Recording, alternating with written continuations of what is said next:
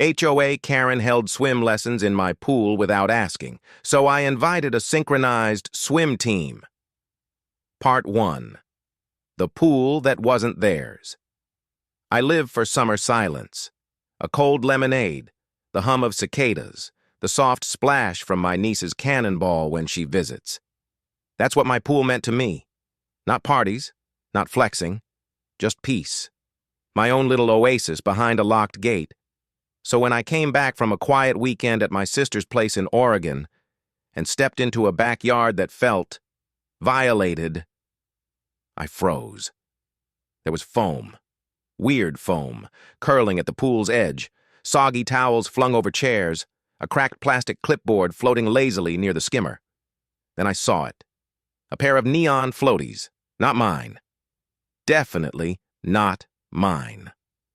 Bobbing in the shallow end like they belonged there. I didn't move. I just stared. Like my brain refused to process what I was seeing. Someone had been here, a group, judging by the mess, and they hadn't just swam for fun. They'd held a session. I ran to check the camera footage, and there she was, Beverine Kinney, 50-something, permed hair tighter than a submarine hatch, and a voice so sharp it could cut drywall. She stood by my pool, whistle around her neck, laminated schedule in one hand, barking out orders like a military drill sergeant. 6 kids lined up poolside, 2 adults nodding behind her. This wasn't some impromptu splash party. It was a lesson, a planned, organized, official-looking swim lesson in my pool. For a moment, I just sat there, watching, blinking, wondering if my eyes were lying. But the rage, it hit me like a cannonball. I marched across the street, fists clenched, jaw tight, and knocked on Beverly's door. She opened it wearing that smug expression she always wears, like her face signed a lease for superior attitude. Her pink blouse was still damp, from the pool, no doubt. "Daniel, back from your trip already?" she chirped, my tone flat, sharp. "I came back to find my pool used like a community YMCA. Want to explain that?" She actually waved it off. "Oh, don't be so dramatic. We just borrowed it for a bit. The kids needed swim time. Community pools under maintenance." I blinked. "You borrowed my pool without asking." She didn't even flinch. "It's community spirit, Daniel. We're all part of the HOA family. Sharing makes the neighborhood thrive." I narrowed my eyes. "Beverly, that pool is on my private property, behind a locked gate." "Well, it wasn't locked when I arrived," she shrugged innocently. "That's because I didn't think anyone would break in." She crossed her arms and sniffed. "Relax. We didn't damage anything. We even cleaned up." I glanced back at my yard. "Really? You left towels, floaties, and a clipboard in my pool?" She smiled. "Minor oversight." I stepped closer. "I want your word this won't happen again." She hesitated, just for a second. "Of course. But the summer schedule is quite full already, and the kids really do love it." I said nothing, just turned and walked away, because I wasn't about to argue on her porch. No, I had a better idea. She thought this was over. She had no idea what was coming. Part 2. The newsletter that lit the fuse. That night, I couldn't sleep. Every time I closed my eyes, I saw Beverly, whistle in hand, barking commands like she was Captain Chlorine. But the real punch to the gut? It came the next morning. I was skimming foam off the water, still fuming, when I opened my mailbox and saw it. A glossy, smug-looking flyer, the HOA newsletter. The cover? Harmless enough. But inside? That's where I found it. Summer activities for our youth. Big, cheerful letters, and right beneath it, printed in bold font, swim lessons with Beverly, Saturdays and Sundays 10 a.m. to noon, hosted at 42 Claywater Lane. That's my address, my house, my pool. She didn't just use my backyard. She made it the official swim class venue.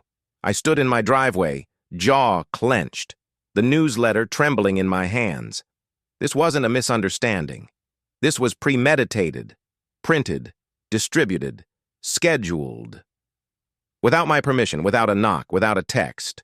My blood boiled. I stormed inside, dug up my HOA covenant, flipped through every page like a man on a mission, and there it was. Section 14. Clear as day. Individually owned properties, including recreational facilities, are not subject to HOA use without voluntary consent from the owner. Voluntary consent. I had never signed anything, so I printed that clause. 3 copies. Saved the camera footage. In triplicate. USB cloud backup drive. This wasn't a misunderstanding anymore. It was war. The next morning, I caught Beverly outside trimming her hedges. I walked over, calm, but locked in. "Beverly," I said, holding out the paper and a USB drive, "you need to remove that schedule from the newsletter and cancel every single lesson." She barely looked at the document. "Daniel, I think you're taking this way too seriously. Everyone else is fine with it." "Everyone else," I said, "isn't paying the insurance, the maintenance, the chemical costs?" She raised her eyebrows, that fake look of concern that made my skin crawl. "Maybe," she said sweetly. "You should try being a little more neighborly." She smiled. "You're starting to sound like the Grinch of Claywater Lane." I took a slow breath. "No more lessons, Beverly. Next time I see someone in my pool, I'll consider it criminal trespassing." She smirked, turned back to her bushes, and said just loud enough for me to hear, "Good luck proving it." I walked back to my house, my fists clenched, my head spinning, and that's when it hit me. She thought she was untouchable, that this was her HOA kingdom, but she had made one very serious mistake. She picked the wrong pool, the wrong property, and the wrong guy. Part 3. The plan that made waves back inside. I stared out at the pool, the one I'd saved for, built, maintained with pride, and I saw it differently now. It wasn't just water anymore. It was a stage. Beverly had turned it into her little empire. But if she wanted a performance, I'd give her a spectacle she'd never forget. I grabbed my laptop and sent one message, just one, to my cousin Alyssa.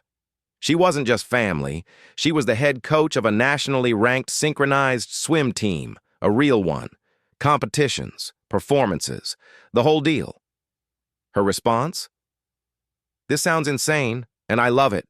Turns out her team had a gap before a big tournament in Colorado. They needed a place to rehearse, somewhere quiet, with decent water and no crowds. My backyard? Perfect." And when I told her about Beverly, she said, and I quote, "Let's make her regret ever buying a whistle."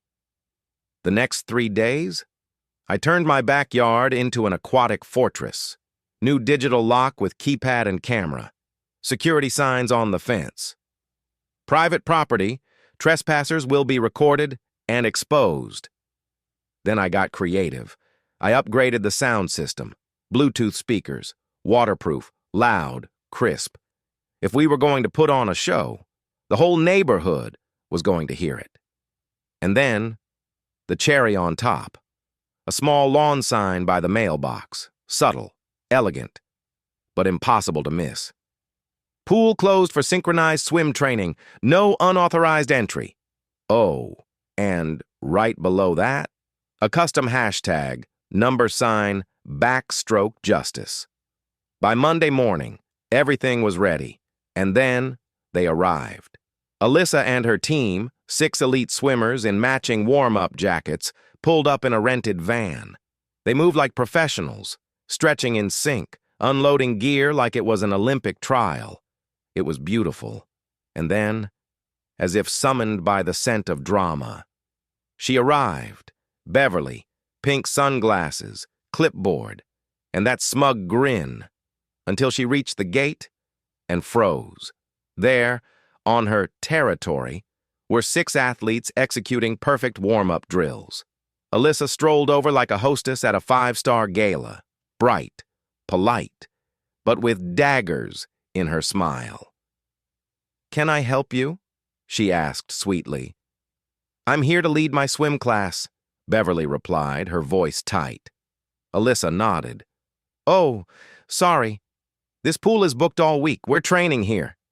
Daniel gave us full permission. Right on cue. I stepped outside. "Beverly," I said, calm as still water. "Hope you got the memo." Her jaw twitched. "I didn't approve this."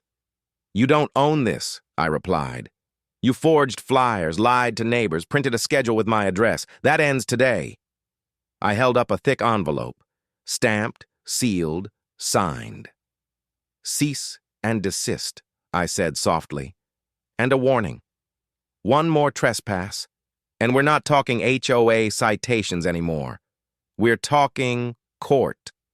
She looked at the envelope, then at the synchronized swimmers, then at me. Her eyes darted, calculating, but she didn't say a word.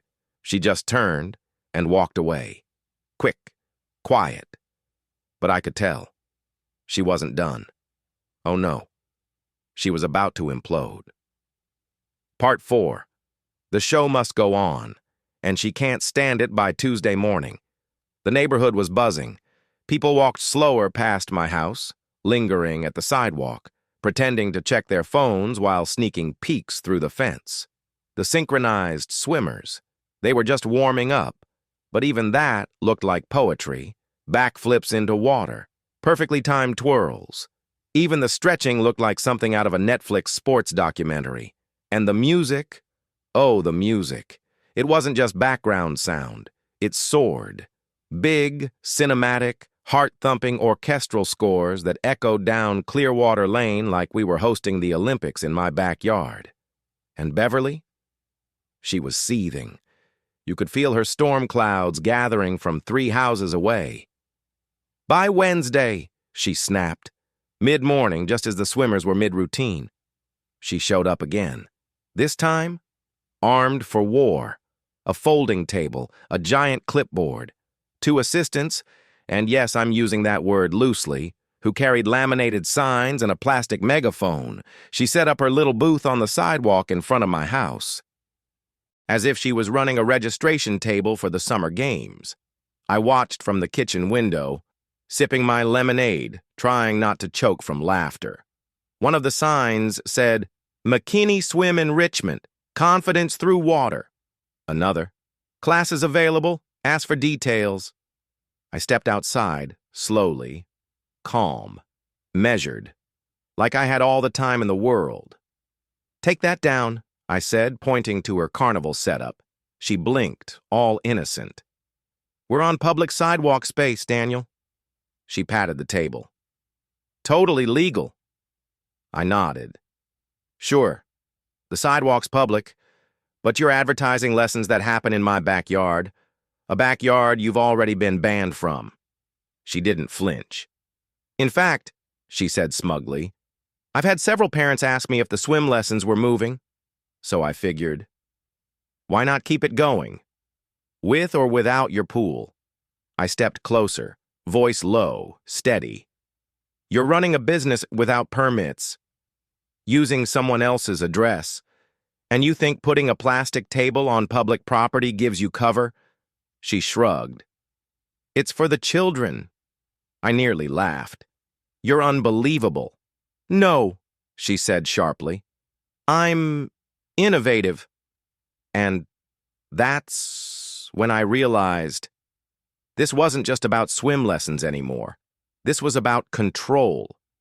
Beverly didn't care about the pool. She didn't care about the kids. She cared about owning the narrative, about being seen as the hero, the organizer, the queen of Clearwater Lane. But what she didn't realize was that the crowd had already turned. They weren't watching her anymore. They were watching us. That afternoon, Alyssa's team ran their full dress rehearsal, choreographed routines with music cues, shimmering robes, and a grand finale that looked like water ballet meets Broadway.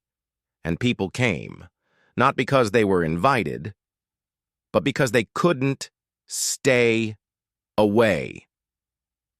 By 4 p.m., there were over 24 neighbors gathered on the sidewalks and driveways nearby. Lawn chairs, coolers, applause, even little kids doing their own splashy versions of synchronized kicks behind the fences. And Beverly? She sat at her sad little table, alone, watching her fantasy unravel in real time. Her clipboard, useless. Her flyers, flapping in the breeze like surrender flags. The moment was no longer hers. It never had been. Part 5. Cease and Desist. With Flair. Thursday morning, Beverly came back, not with kids, not with flyers, but with a whistle around her neck and a face like she was leading a military invasion. She marched up to the front gate, clipboard under one arm, and 2 folding chairs dragging behind her like trophies of entitlement. I met her at the edge of the property. No words. Just a yellow envelope in my hand. She squinted at it. "What's this?" she asked, suspicion already curling into her voice. I smiled, slow and calm. "A cease and desist." Her nostrils flared. "From my lawyer," I added.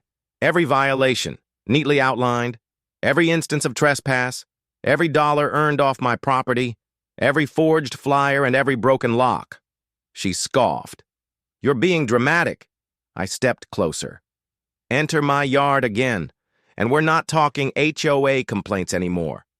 We're talking court, real court, civil, criminal, the works."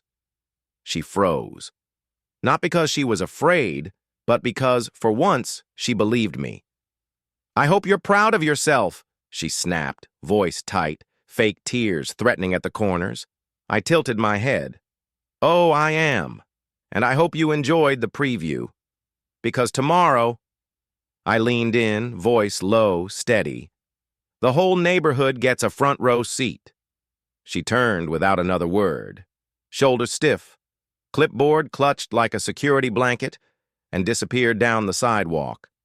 The cease and desist still in her hand. The next day was Friday, and it felt like the world knew something was coming. The skies were clear, the breeze gentle, and the energy on Clearwater Lane electric. Alyssa and her team arrived early, laughing, focused, glowing with that calm before-the-storm confidence only true performers have. They suited up, warmed up, and prepped the playlist one last time. I double-checked the camera setup, adjusted the potted plants, wiped down the patio chairs. And then, neighbors started to arrive. One by one, then by threes, then in clusters. By 10:30, the sidewalks were full, kids sitting cross-legged on towels, parents sipping iced coffee, phones out, eyes wide, and at exactly 11 a.m., Alyssa raised one hand, the music swelled, and the first splash of synchronized glory echoed across the block. It wasn't just a performance, it was a message. And Beverly, she showed up late, uninvited, unwelcome, and completely out of place. She didn't even try to argue this time. She just stood in the back, watching her fake empire crumble beneath the rhythm of real talent. The applause was deafening, the smiles genuine, and Beverly forgotten. Just another clipboard in the wind. Part 6. The performance heard around the block, the final pose of the routine. 3 swimmers lifted high, water cascading off their shoulders like a living fountain. And as they held that shimmering position, a silence fell across the crowd. Then, boom, applause, cheers, phones flashing, kids shouting, "Do it again!" It was chaos. But the good kind, the kind that fills a space with joy so loud it drowns out every clipboard Karen ever held. I glanced toward the edge of the crowd, and there she was, Beverly, standing stiff in her floral blouse, visor clenched in one hand, the other wrapped so tightly around her clipboard I thought it might snap in two. She wasn't just angry. She was invisible now, outshined, outclassed, out of control. I could see her jaw working, teeth clenched, like she wanted to scream, to do something.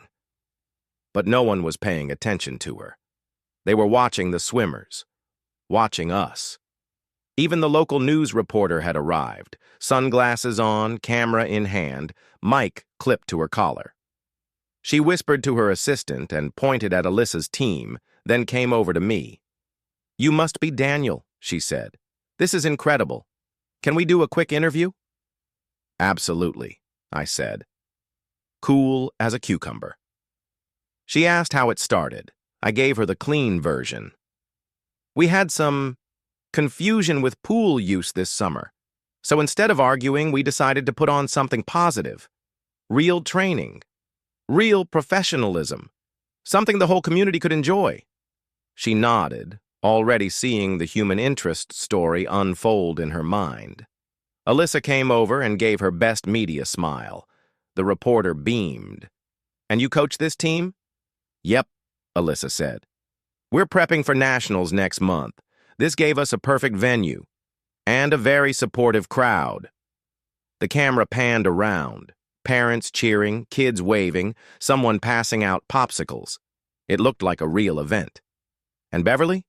She was just a background extra in her own failed production. After the interview, the team wrapped with one last sequence.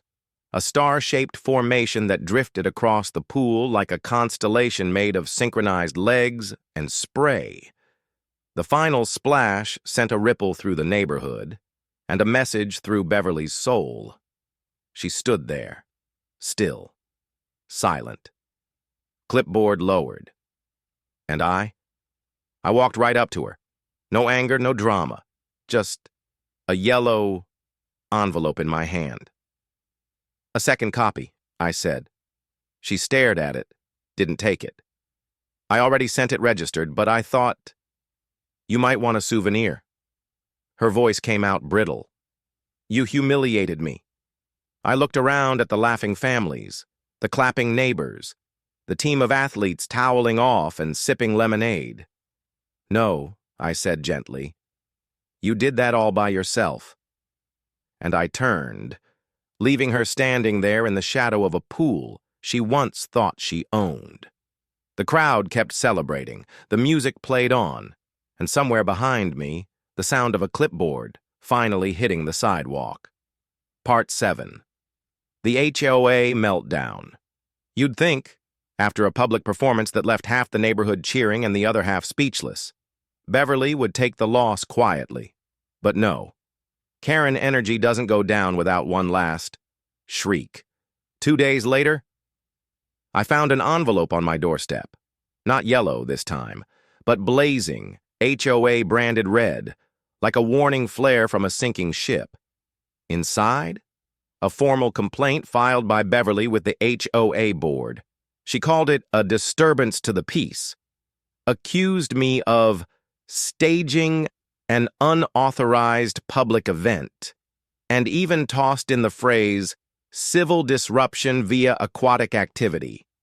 I stared at the words, then burst out laughing. It was so ridiculous, I actually reread it, just to make sure I wasn't imagining it. But no, it was real. She was trying to turn a synchronized swim performance into a crime scene. The next HOA meeting was scheduled for Friday. I cleared my calendar, not to argue, but to watch. When I arrived, the room was packed. More neighbors than I'd ever seen at a meeting, some standing in the back, whispering, holding printed copies of flyers or screenshots from Facebook posts. The energy in the room? Buzzing. Beverly sat near the front, her expression smug, a folder of complaints in her lap like it was a legal case and she was prepping for trial. I sat quietly in the back, arms folded, waiting, Todd Ingram, the HOA president, cleared his throat at the podium. Tonight, we're here to address a complaint regarding an alleged misuse of a private property and disruption of neighborhood peace. He glanced at Beverly. She stood, launched into a monologue that would have made a courtroom drama blush. Accusations flew like confetti. She said I endangered children, set a precedent for unregulated aquatic shows, and, my personal favorite, that I had weaponized water for social gain. The room was dead silent, until Todd said, "Thank you, Beverly." Then he looked at me. "Daniel, would you like to respond?" I stood slowly, pulled out a folder of my own. Inside, screenshots of Beverly's online swim ads, Venmo payments from parents, security footage of her breaking the gate lock, and the cease-and-desist letter my attorney had delivered. I didn't raise my voice, didn't need to. I let the truth do the heavy lifting. When I finished, I simply said, "This wasn't about swimming. This was about boundaries and someone trying to rewrite them without permission." Todd took a breath, looked around the room. "The board has reviewed the evidence, and we're unanimous." Pause. "Beverly Kinney is hereby removed from her role as Community Activities Coordinator, effective immediately." Gasps rippled through the room. No yelling, no arguing, just consequence. Beverly's mouth opened, but nothing came out. She grabbed her folder, stood up stiffly, and walked out without a word. And as the door clicked shut behind her, it felt like the neighborhood exhaled. I sat down. No gloating, no victory speech, just the quiet satisfaction of someone who stood their ground, with facts, with patience, and a little choreography. Part 8. The final splash. The days after Beverly's removal felt like someone turned the volume down on the whole neighborhood. No flyers taped to mailboxes. No rogue whistles echoing through the cul-de-sac. No suspicious wet footprints leading to my pool gate. Just silence. Glorious chlorine-scented silence.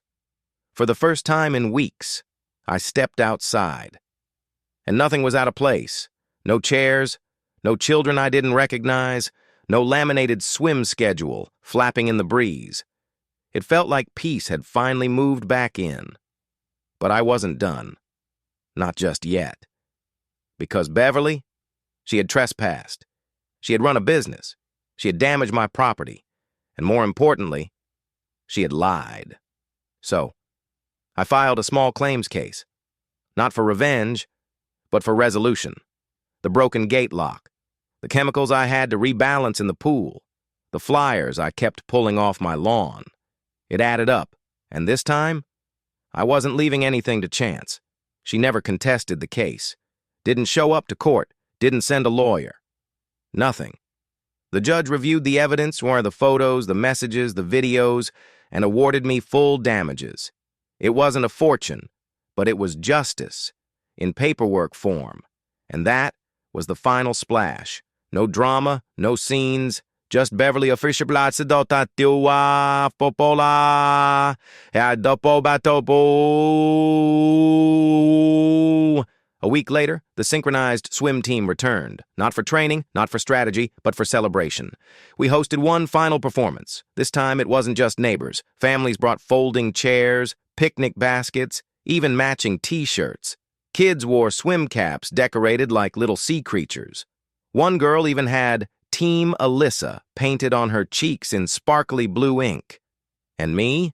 I wore my Property of No One t-shirt and handed out lemonade with the biggest grin I've worn all summer. Beverly didn't show. Of course she didn't. Her chapter was closed. But the neighborhood? We were just getting started. Laughter echoed down the block. Music soared. And the pool, once a battleground, was now a stage for joy. And as the sun set and the last synchronized wave rolled across the surface, I leaned back, sipped my drink, and whispered, Now that's how you reclaim your peace. Part 9. Echoes of Chlorine and Closure. The days rolled on, but the story? It stuck to the neighborhood like the scent of barbecue after a block party. People weren't just talking about Beverly anymore. They were laughing, winking, sending me silent salutes from across their yards. Even Todd, the HOA president who once played neutral, dropped off a thank you card. No apology, but the handwriting said enough. Thanks for the entertainment, and the reminder, boundaries matter. Inside was a $25 gift card to the local hardware store. For a new pool gate lock, I guessed. I kept it. Because every quiet nod, every awkward wave from neighbors who once ignored me, it all felt like balance. The community hadn't just seen what Beverly did. They saw how I responded, not with yelling, not with threats, but with elegance and a touch of performance flair. And honestly, I think that scared her more than any lawyer ever could. She vanished from meetings, stopped walking her dog past my house, her whistle, silent. Eventually, her house went up for sale. The sign didn't even say, "For sale by owner." Just a desperate, price-reduced, motivated seller. Translation: please, let me out of this neighborhood. But the real moment, the one I'll never forget, came on a Tuesday evening, right around sunset. I was grilling by the pool, classic rock humming through the speakers, smoke curling lazily over the fence, when a mother I didn't know well stopped by the gate. She wasn't holding a clipboard, no complaint in sight, just a Tupperware of brownies, and her daughter by her side, wrapped in a towel. "We just wanted to say thank you," she said softly. "My daughter loved the swimmers. She watches YouTube videos of routines now." Her daughter smiled shyly, then asked, "Do you think I could learn that someday?" I crouched down, met her eyes, and said, "If you've got discipline and a love for the water, anything's possible." She grinned. I took a brownie. They left, and as the gate clicked shut behind them, I realized something. Beverly had tried to claim my pool, tried to stamp it with her authority, tried to make it hers. But in the end, the only thing she left behind was a story, one the neighborhood would never forget. Part 10. The Final Ripple. It didn't end with Beverly's departure, but it definitely felt like the curtain had dropped. A few weeks after the Great Swim Showdown, things on Clearwater Lane finally settled. Not into silence, but into something even better. Peace. No more flyers on my doorstep. No more strangers in swim caps wandering into my backyard like it was a hotel spa.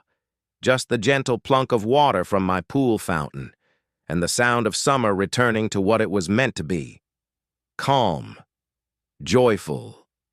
Mine. Neighbors who once avoided eye contact now waved when they walked past. Some even stopped by just to chat. No agenda, no drama. One evening, Mr. Keaton from the corner brought over his old vinyls. We sat on my patio, grilled burgers, and listened to jazz like we were old college roommates. He raised a beer and said, "You know, Daniel, we needed this. Not just the show, but the reminder." I nodded, smiling, because I understood what he meant. It wasn't just about a pool. It was about boundaries, respect, and standing up when someone crosses the line with a smirk and a clipboard.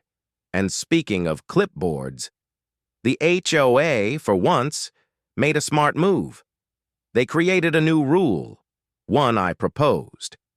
No property may be designated for community events without the written consent of the legal owner, violation subject to fine and review. Todd called it the Foster Clause. I called it justice, with a signature. And Beverly? She was gone. Her house sold to a young couple. Quiet folks with a toddler and a golden retriever who instantly fell in love with the smell of smoked ribs drifting from my patio. The woman knocked on my door with a fruit basket on move-in day. "No swim lessons, I promise," she joked. I laughed and welcomed them to the block. But the best part came the following month. Alyssa called me out of the blue. "Hey," she said, "we've been invited to perform at a charity showcase downtown. They want local legends." I chuckled. "We're legends now?" She laughed. "Daniel, half our followers only know us because of your backyard." And just like that, the ripple I sent out turned into a wave I never saw coming. A story that started with trespassing, ended with televised applause. That night, I stood by the pool again, drink in hand, listening to the soft rustle of leaves and distant laughter from the new neighbors. The water shimmered under the patio lights, quiet, still, mine. And I whispered, "Long live the swim, and may the clipboard never rise again." Epilogue. Chlorine, closure, and coffee at sunrise.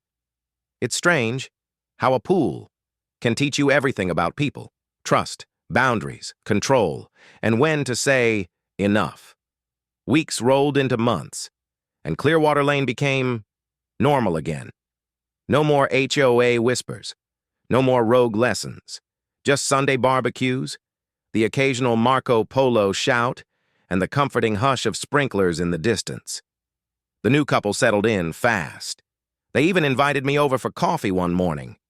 Their little boy ran through the lawn, laughing, chasing bubbles like they were fireflies. I stood there, coffee in hand, and looked across the street. Karen's old porch, once a throne of judgment, was now strung with fairy lights. A bicycle leaned gently against the railing. No clipboards, no salt lamps, no scent of lavender tyranny, just peace. Every now and then, I still catch wind of the story. Someone will send me a clip from a local news flash, or a TikTok of Alyssa's team tagged "Legendary Suburb Swim Showdown," and I smile. Because what started as trespass ended in transformation. My backyard isn't just a pool anymore, it's where lies were unraveled, where truth found a stage, where patience beat pettiness. And now, when I unlock that gate each morning, I don't just hear water lapping gently against the tiles. I hear applause. I hear laughter. I hear the echo of one quiet man who refused to be walked on. And every time I take that first step into the water, I remember this home, this space, this peace wasn't given, it was earned, one ripple at a time.